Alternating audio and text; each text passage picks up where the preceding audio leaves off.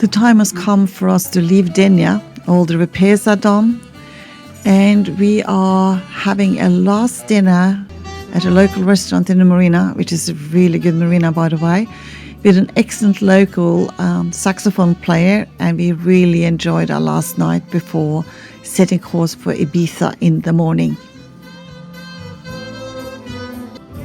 We left Sydney Harbour with the salt in our hair, a Bali cat, a dream, and miles to spare. Mediterranean mornings. Hi, I am Anne-Lill and this is Dean. We are from Sydney. We are sailing our Bali 4.6 and sharing our journey with you right here. Anne-Lill and Dean on the open sea, from the Med to French Polynesia and home. Queen Lizzy sailing, let's go. Here we are at part 2 of our exciting week on the Queen Lizzy 2. So we, after getting into Denia, and Dean has been bombs up in the engine room for 2 days, while the rest of us went to the Denia Beach Club and had a fantastic time, which you will see in the video. We then decided it was time to set course for Ibiza from the mainland of Spain. So we gathered up the crew, we did all our provisioning, and then on a Sunday morning we set sail from Denia. Yeah. Was Ibiza. And it's a one-day sail, so it's not particularly difficult. We left early in the morning. It's about an 8 to 10 hour trip, so no dramas. And because on the Queen Lizzy too, we have a beautiful big Code Zero, which we haven't been able to test very much because it hasn't been the right conditions to do so. But that day, we have the most fantastic conditions, wind-wise, weather-wise, wave-wise. So we decided this was a good day to get the Code Zero out, and we did. And we were cruising happily along. We were making 8 to 10 knots with the Code Zero. It was fantastic. We were in about 15 knots apparent, so well within the Code Zero's specified wind capacity. It was probably blowing 20 knots, slightly behind us, so no problems. We were all up there on the fire bridge, all 5 of us. We just had a nice lunch. I was doing my turn at the home station, happily sailing along. And then suddenly I saw something white flash by me, and I thought, I think we lost the sail. As I said, we were sailing a lot. And suddenly, the Code Zero breaks free from the Cala. What you think it doesn't belong. But look at this. It's fine. Luckily we had people on board so we can actually do something and get the sail in without losing it, but that was very, very scary. The first response was, nah. Not, and Dean looked out and he said a few words I can't say here. But yes, we had the biggest sail, or the biggest flag on earth for a while, 200 square meter Code Zero hanging off the main.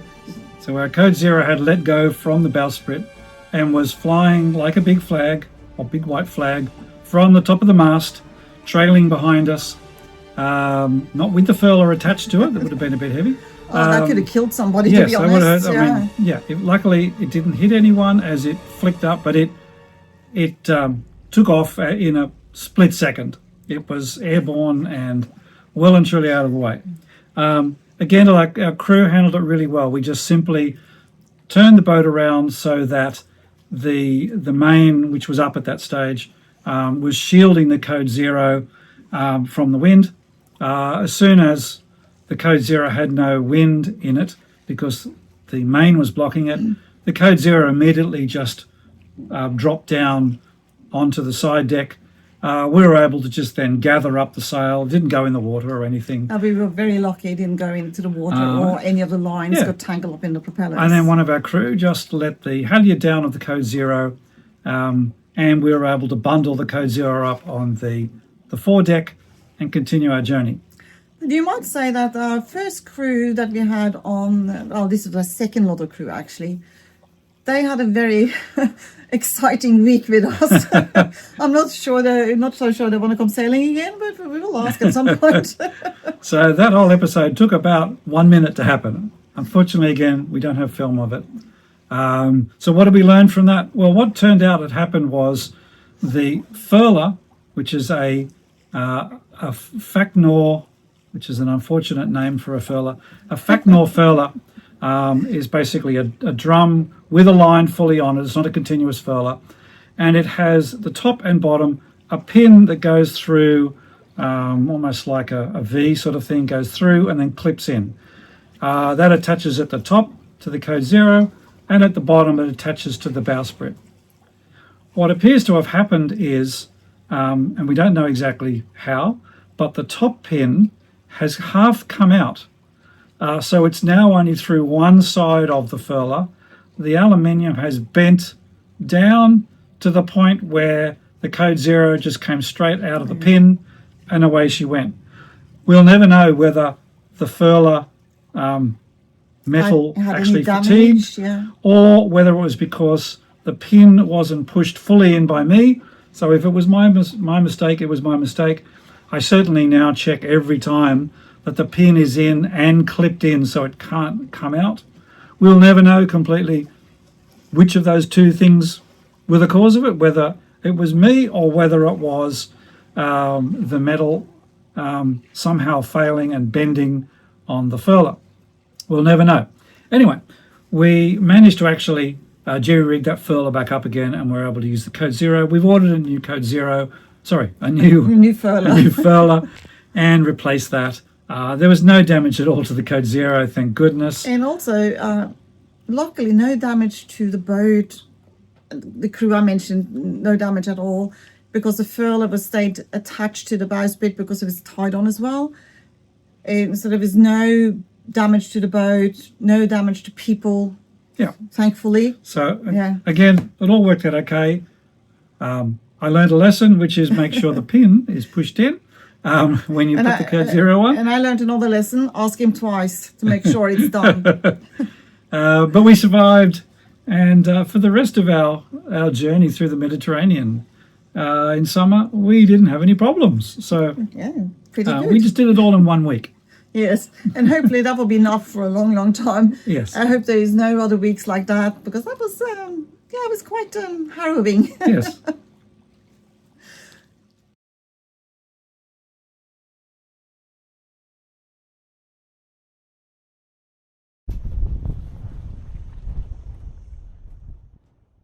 So Ibiza looked gorgeous.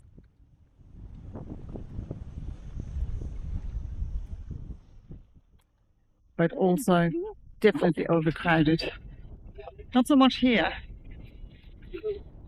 but over there.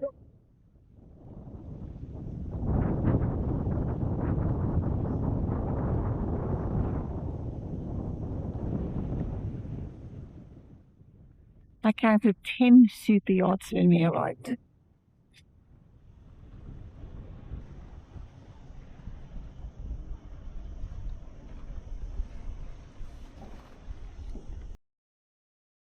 After all that drama, we did arrive safe and sound in Ibiza.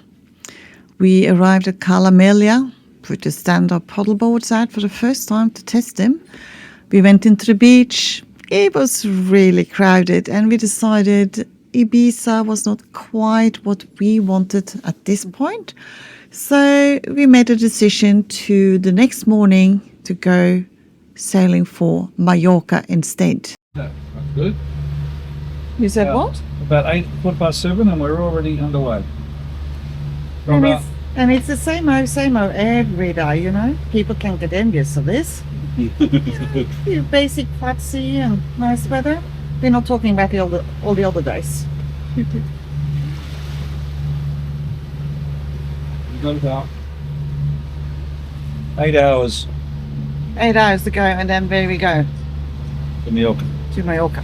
Ah, fantastic.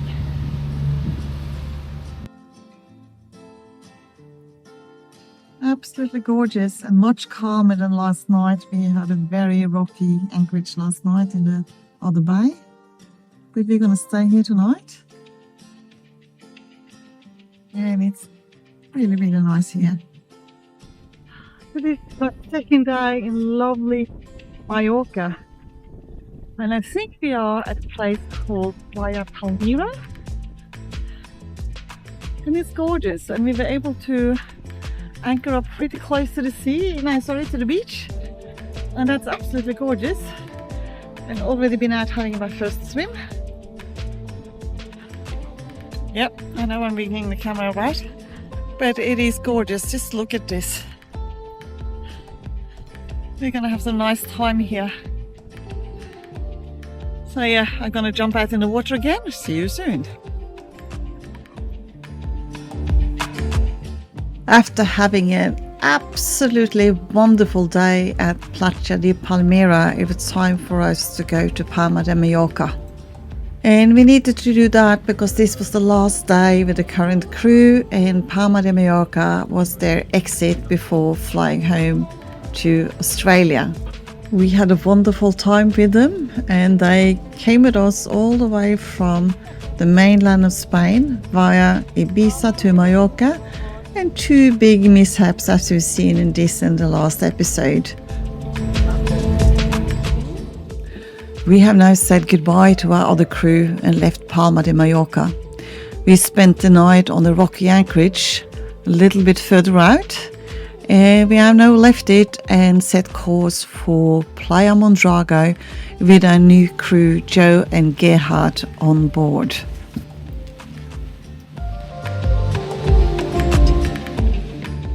So that's Joe and that's Gerhard, and they set himself up nicely on the flybridge, just enjoying the beautiful day.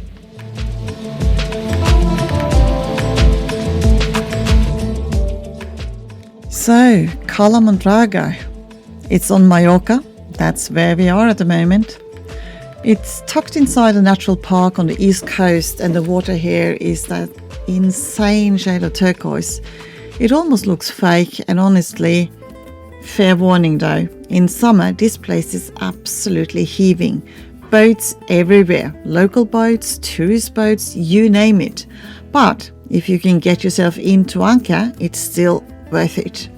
We arrived yesterday and the bay was just so busy we had to anchor a little bit further out than we would have liked. But this morning a few boats moved and we managed to creep in a bit closer, which felt like a win. I've spent the last hour out here though fending off boats trying to drop anchor on top of ours, which, you know, this is Mallorca in summer. So what do you expect? But honestly, all I want right now is a swim. The others just took the paddle boards into the beach, and as soon as they're back, I'm jumping in that water. It's a beautiful day, it's a beautiful spot, and I absolutely refuse to spend the whole morning just watching everybody else enjoy it. A new day and a new place. We are now back in Porto Colom, which is quickly becoming one of our favorite spots on the east coast, and we are welcoming 2 additional crew on board, and we did not waste any time to put them at work. The battery back, maybe. But Try it first. the easiest way first, always. Yes. Rather than complicating things. Yeah. All right, I'll try that. So just use that fan to push the air out, Yeah. and then And then the other one. and the other one should just bring it back in. Yeah.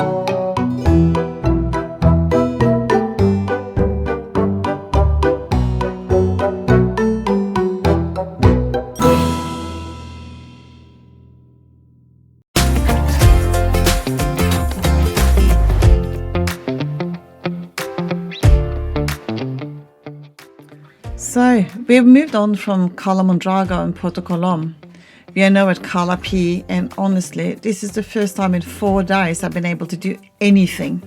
If you think it was food poisoning, none of it was fun, and I'll just leave it at that. But coming up on deck to this, I mean, wow.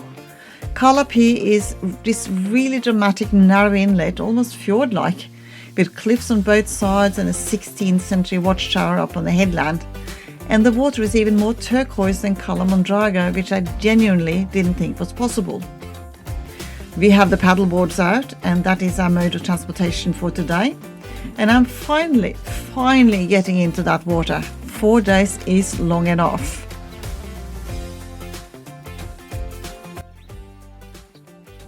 Cala, we just been up here, having some lunch.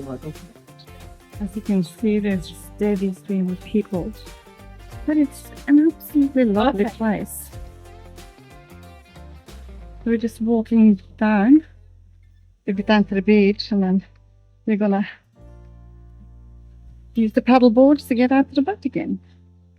But look at this. Look at this view.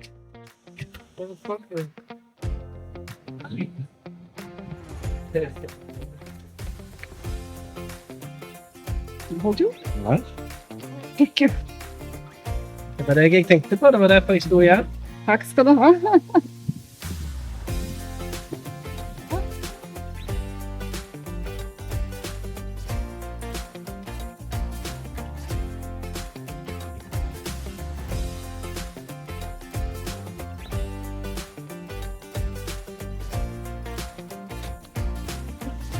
Yeah, I don't like this, my darling. What? No, I won't. The diving spot.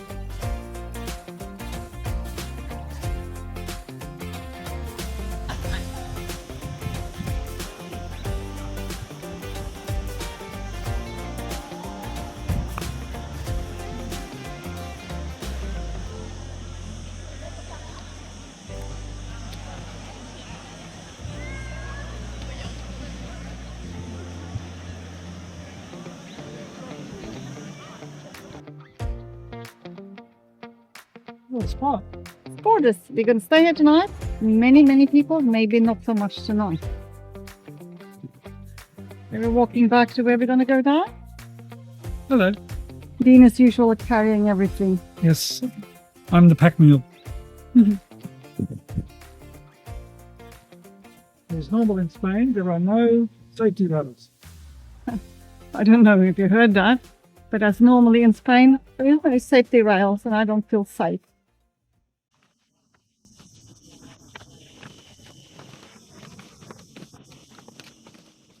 It's a long way down the bed. It's a longer way up.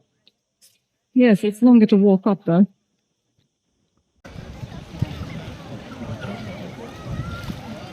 So we're getting ready to get up on boat again. And she's right there.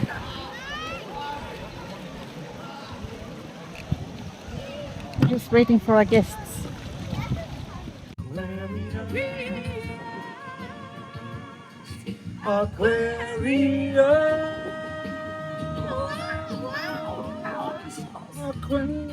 Oh. It's a bit longer that bit.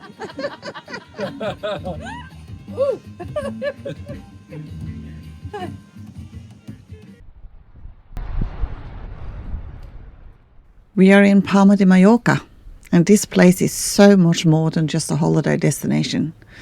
This is a real working city, home to around 400,000 people, and the capital of the Balearic Islands, of course. The old town is beautiful.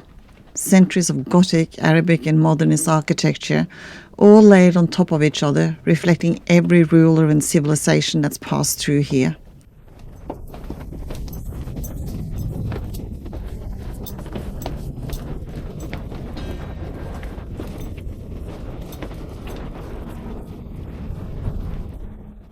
And the harbour. Arriving by sea is something else. It's one of the most dramatic approaches in the entire Mediterranean. Now, you might notice something a little unexpected floating in the lake in front of the cathedral. That is a crocodile. And the story is real. Back in the 17th century, an actual African crocodile escaped from a ship, lived in the sewers beneath Palma, and terrorized the city for years. The stuffed original is still in the museum right behind us. And there's the Cathedral, Lazio. I mean, just look at it. It sits right on the waterfront, which is almost unfair. It's been a landmark for sailors for centuries.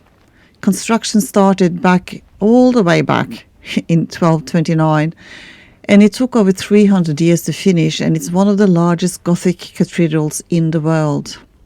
Antonio Gaudi was brought in to redesign the interior in the early 1900s, and his influence is everywhere, especially the extraordinary canopy above the altar.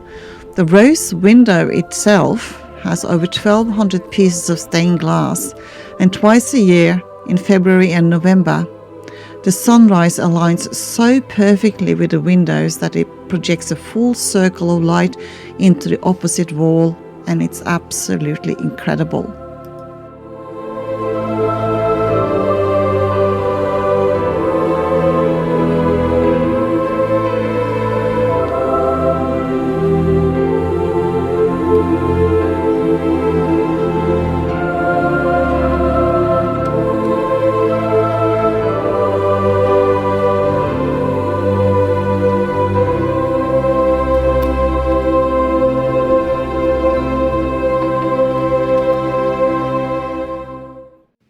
Well, all good things must come to an end. We are now leaving Palma de Mallorca, setting course towards Porto Colom.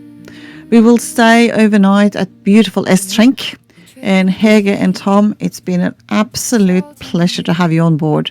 But before we say goodbye, we have tonight's dinner to enjoy.